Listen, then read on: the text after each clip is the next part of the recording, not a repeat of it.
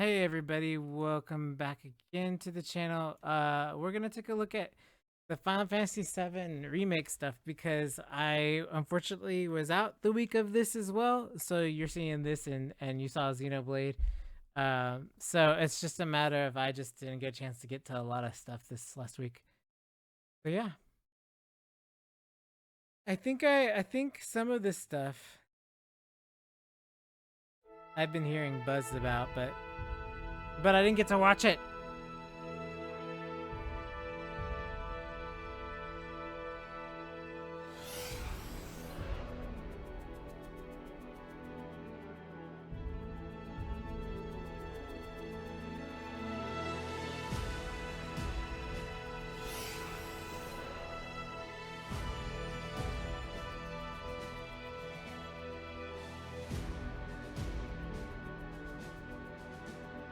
The game that no one played along with Pied Piper.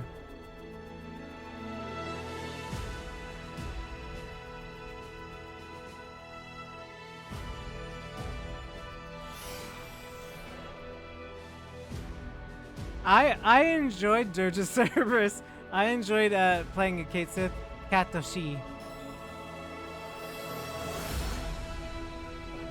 Katoshi, however you want to say it. That logo is like mwah.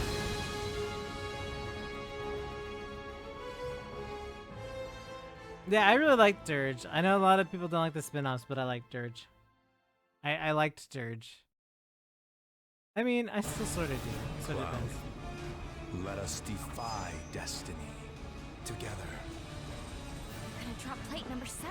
You're gonna do what? What the?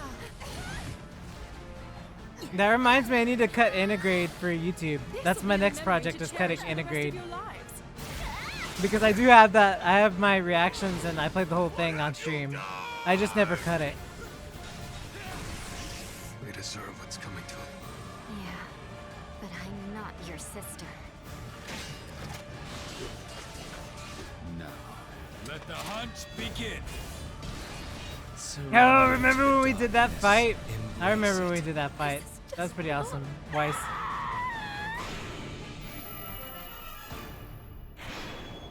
I remember that.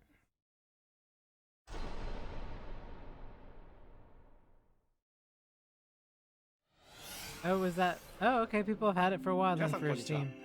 I should probably put the closed captions on. Final Fantasy VII 25th Anniversary Celebration の案内役を務めます北瀬義則です。 I mean, what do I need subtitles? I don't need them, but for the purpose of everybody watching, I guess. 様々な情報をお届けしていきます。短い時間ではありますが、皆様にお伝えしたい最新情報がたくさんありますので、ぜひ最後までお付き合いください。最初にご覧いただいたのは、ファイナルファンタジー7リメイクインターグレードの Steam 版の配信決定のお知らせでした。Steam ユーザーの皆さん、お待たせいたしました。ついにこの日がやってまいりました。PlayStation 4版ファイナルファンタジー7リメイクはおかげさまで皆様に大変高い評価をいただきました。昨年は PlayStation 5版 I remember when I called this, I have a remake video I will leak in the description. Or I'll just put it on the card at the end of the video. But I called that it was a sequel, and I remember how hard people fought me that remake is a sequel, and I'm so certain it is. リメイクインターグレードはすでに一部地域で発売されている Steam デックにも対応いたします。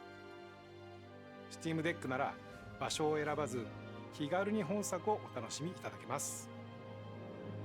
さて続いては FF725 周年に関連した情報をご覧ください。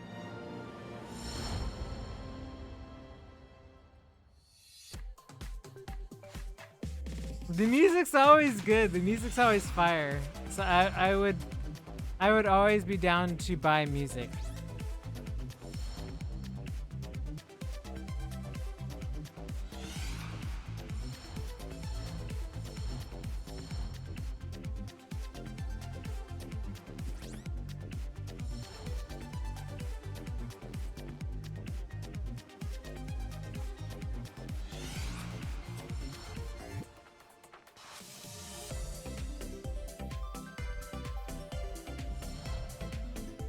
That's probably one of my favorite parts about the remake was the updated soundtrack. Also because it's in the same composers as FF14 and 13.2, and like there were a lot of people that worked on this game, well, remake specifically, that were just sort of like in my wheelhouse of like favorite Final Fantasy composers. Which Uematsu-san is always great, but it's just I don't know. I sort of like newer stuff as ファ well. ンの皆様と楽しめるようさまざまな試みを準備しております。楽しみにお待ちください。それでは FF7 モバイルタイトルの情報を続けてご覧ください。 Don't worry, you didn't see Xenoblade 3 in the bottom left corner. This I'm still playing, by the way. And it's a lot of fun. I wish I would have done it on PC or like console. It's actually a lot of fun.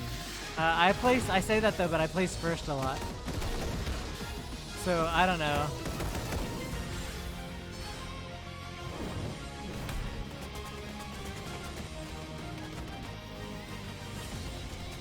By the way, no one ever goes after the monsters of the summons, by the way. No one ever does it, because what happens is they wait for you to go after the monsters or the enemies, and then they come around from the side and they kill you, and they snipe you from the side to eliminate you. So it's like such a big risk to go after like the scorpion and stuff like that, because not only are you fighting the scorpion, people usually just pick you off. So you're fighting a boss and you're getting fought by the other people. So I highly do not recommend that you ever do that. I don't honestly know why they even have bosses or summons, but you know they do, and that gets people killed. So I find that's really really funny, because they're trying to reward you, and that's, you know.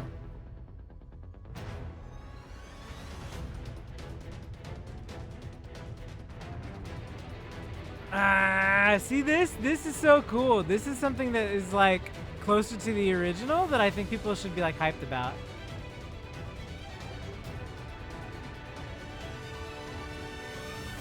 Like, this looks so good. I think people should be hyped for this.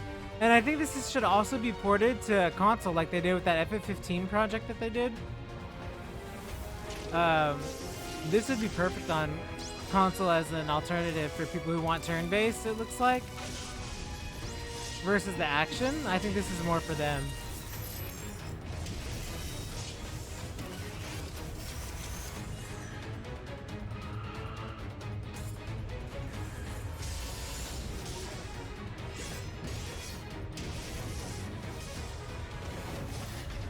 I probably wouldn't get this either if it's mobile only. Oh, that looks cool. If it's mobile only, I wouldn't get it either. I'd have to get it on console, cause mobile, I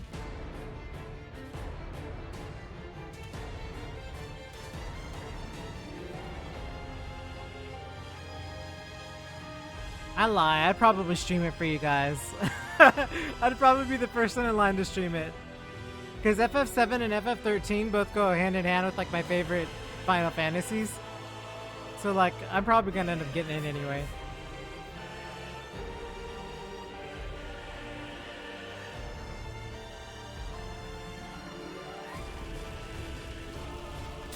That's CG.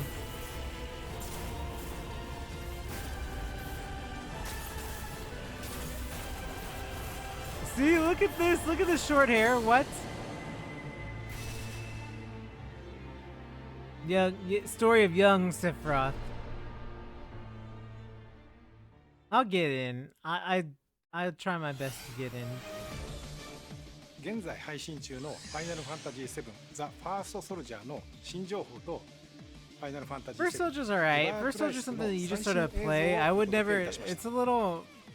They give you like 3D pixelated cloud for free, like the FF7 style cloud, Crisis Core cloud for free this week when you log in. But like those polygon type figures, you get them as skins and they're freaking hilarious. But boy, oh boy, the price of freedom is steep. oh man. Zach speaking. Making progress, Zach? And Geo. I can cut loose, right? This is such a good game that I have still and I own, but I don't remember all the ways. So having a remake is like actually pretty cool because while I own it, it's like I haven't played it enough to like remember everything 100%. So I'd totally be up for playing He this. went missing during a mission in Wutai. You know, I've never actually seen you use You want the that. PSP Don't you version? think No, I it's have sort it. of a I own it. waste? I've played it and I've beaten it. I just don't remember it all. And rust. And that's Like a this real is on my waste. list to replay. I've played every single Final Fantasy and spin-off except for FF11 and FF12 Revenant Wings. So I've played all of these already, but I'm saying I just don't remember them because I've played so many. Because when Crisis Core came out, it was a while back. Project G gave birth to the man we know as Genesis. Oh, I can replay the PSP Project version if G. you guys want to do that. Project. If we finish up Xenoblade Settle before down. this comes out, Zach, the if we have puppy. time. What do you know? Shit, lapdogs! I remember it being so much fun.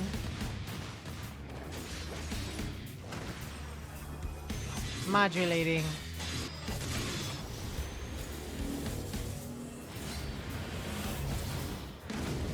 I have the CG on my Not PC. quite. It's a church. By the Oh, way, what is baby. your dream? To become first? Later, Is it- ZK. No, to become a hero. Ah, good. Unattainable dreams are the best kind. Embrace your dreams. And whatever happens, protect your honor. As soldier! Come and get it! You know, the first thing that I see that I notice is the Buster Sword is the, you know, is similar to the Buster Sword in remake, which さ is て interesting. 次の映像が最後の情報です。それではどうぞご覧ください。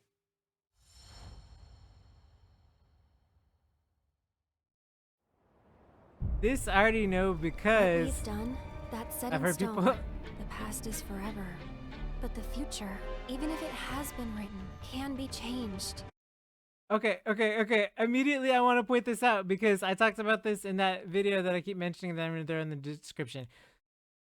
People say it's time travel, and I guess the Ultimania supposedly says it's time travel, but I think that's like a poor representation of what it actually is, right? And for those who have seen my theory video before on YouTube about it, right? It's essentially there's a flat line, there's an end and a beginning, right? And in the live stream, it's a finite line, and in remake, Red 13 says that it's already written and defined, right? So everything up to spoilers for anybody who's Final Fantasy original, by the way, just heads up. So anybody would understand that the beginning all the way up until Aerith and Sephiroth get resolved, right?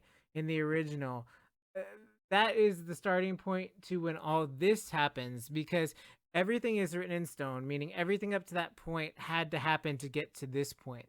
So I don't think that people should discredit the fact that what happened, right? Because there's a whole big discussion about like, well, if the events in the original happened, then Cloud isn't who he is. He is who he is. All this is saying is that essentially everything up to this point has happened, and now everything going forward changes the potential narrative of the path that Advent Children took. So in this line, essentially, Sephiroth and Aerith can go back and forth in this line, right? They can't change anything before they obtain the power to edit the live stream. And I'm using the word edit for a specific reason. But because the end is the end of existence and they all pass away, like you're not immortal in a sense, right? So there's no way you could ever hit the end of the predetermined flow of the live stream, right? So the idea is there was a book that was released that was called Material Black and Material White in a book called On the Way to the Smile. And I think we actually got it localized and you can find it on Amazon. But essentially in both stories, in Material White specifically, Aerith says that she wanted to experiment with the possibility of having a similar power of Sephiroth, being able to send multiple versions of herself through points in the flow of the live stream to be able to meet with the others, but then she came to the conclusion that she always wanted to present herself to them as she was, right? Meanwhile, Sephiroth doesn't care. He's gonna go, use his powers, abuse it, go mess with everything, try to rewrite everything. So it's basically become this chess match between Aerith and Sephiroth, and the idea is that each one is trying to pen an outcome, right? Like they're trying to reauthor a story that we know. And so I know a lot of people don't like it, right? Because they want the original. But for me, it is about how it's done. If it's done smart, right, then it can be very good, but it's very, very risky, right? So, what happens at the beginning is we see these things called whispers, and they're chasing Aerith, and Aerith is sort of warned about it, right? So she's warned that something's coming. She looks at the live stream at the beginning of the cutscene. Then she turns, and in the alleyway, she sees some mysterious figure moving, and she gets spooked and runs away, right? Well, what happens is those, and people used to joke about it as well, that those shadows or those things that are chasing her, people joke around like dementors and all this other stuff. Those things changing her, the whispers, are essentially things that are trying to keep everything on script or keep the original as it was, right? Like the events of said original. So my theory is that the Aerith that we know that has the powers to amend the live stream conveyed to herself at the point you see her in remake of what's going on. Aerith then acquires the knowledge from herself back to herself earlier in the flow of the live stream, and that's why they're trying to stop her. Then she gives those memories back to Marlene, and then she gives the memories back to Red 13. So both of those two people for sure have awareness of things that have happened prior. And Marlene, we don't get to see soon enough experience that. We see a brief moment of her like realization in remake, right? And then we see Red 13 for sure he knows because he's explaining what the whispers are, and then he explains the flow of the live stream. And he wouldn't know that unless he had received that lesson already from Bugenhagen. I forgot how to say his name exactly in the original, because they go through that where they go into the planetarium and see everything and experience all of that. So he would have had to have acquired the lessons from his family in order to understand the conversations that they're having. So all that said and done, what she means by but the future, even if it has been written, in other words, the past is defined in stone because she acquired this power, and so did Sephiroth. Everything in the middle is interchangeable. The events can be reshuffled, reauthored, whatever. If she goes, rewrites an event, and then Sephiroth comes in, goes and rewrites the event, then she has to go back again and rewrite the event. So it's sort of an infinite stack of fighting over events and the orders that they are, right? But what she's saying is the future, even if written, which means the end of existence, can be changed. So in other words, she's implying that how that happens or how things play out to get to said result can be changed in how it occurs, right? So the end is the end regardless, but is it happy? Like, does the end of existence a thing that just happens naturally? Is it sad experience? Is it a scary experience, right? So like, what is that experience like? And that's the whole concept of like, are you passing on to the promised land and it's a happy end for people, or are you going to somewhere that Sephiroth created, which is like a bad end for people? So I sort of want to point that out because I feel like there's such confusion with what Sephiroth is doing and that he's like some great mastermind. No, there's a very big difference of like how Aerith is approaching this and how Sephiroth is approaching this. And I just sort of want to make that really clear because Aerith in those novels, if you do, please go read those novels. And I'll try to find the link. I can link it in the description. But the idea is that her approach is she wants to be as authentic as she is to them as possible, as to where Sephiroth doesn't care. He just, wants his objective. So they're just approaching a similar thing with different perspective and different intentions. And I think that's sort of lost. I think people are like, oh, clones, time travel, and all this stuff. And I don't really think that's the case. But that said, sorry about the rambling. Let's continue It on. has been written, can be changed. So focus on the future, not the past. wants to finish what he started. He wants to Well, yeah. reclaim his birthright and rule over the planet with Genova at his side. I saw you lying there. I figured it was too late. Wait, Probably talking what are about you implying? yeah, Tifa. that I died? That I'm some kind of imposter?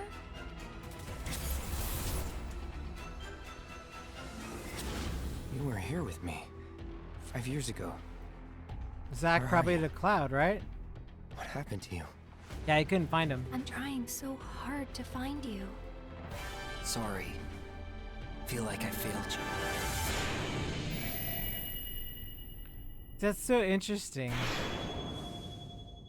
It's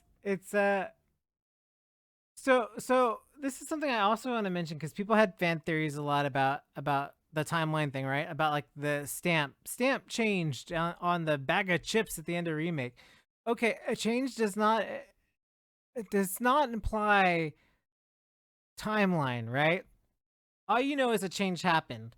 Whether the change happened in that point of existence or it's not a sense of like time has changed because of the change in stamp. That means historically, the way that the events the way that the events unfolded to create that propaganda that is stamp has changed in a way. So it's more like rewriting something within that initial single flow of live stream, right?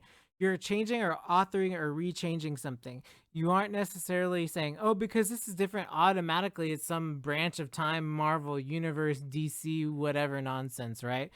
Um, it means that a change has occurred. We're acknowledging that something is different. That change will then, like Final Fantasy 13, in a way, which is funny because I brought this up before, but you make a change, it ripples outward, right? So they used to say you change the past, you change the future, it ripples outward or something like that. But the idea is that you're not changing things in the sense of like branching timelines. You're essentially just reauthoring or changing something. So like if right now I drew an X on the screen, right? And then I go back and I change it a circle. It was a circle, it was an X and now it's a circle, right? But that doesn't tell you like anything, like the choice, right? A or B. It's not like branching paths in that sense. Because if that's the case, then you can't it just becomes very complex. And if they've confirmed that Sephiroth has different timelines, that would be rather weird, but they may have in the Ultimania, but I don't think that would be probably next winter. I don't think that would probably be, you know, the best idea. ファイナルファンタジー7リメイクプロジェクトの第2作目にあたるファイナルファンタジー7リバースを発表させていただきました。現在チーム一丸となって鋭意制作中です。そしてリメイクプロジェクトの発表時から複数作にわたって展開することをお伝えしておりましたが、ファイナルファンタジー7リメイク、ファイナルファンタジー7リバース、そしてその先のもう一作の全3部作で完結することをお知らせいたします。まずはファイナルファンタジー7リバースを楽しみにしていただき、ぜひ本プロジェクトの完結までお付き合いいただければと思います。25周年もそれ以降も皆様にお楽しみいた Why だ did け they るよ give う him this ethereal Team glow? He's like 尽力してまいります。 irradiated, 本日はお付き合いいただきましてありがとうございました。 angelic. Although that logo's on point though.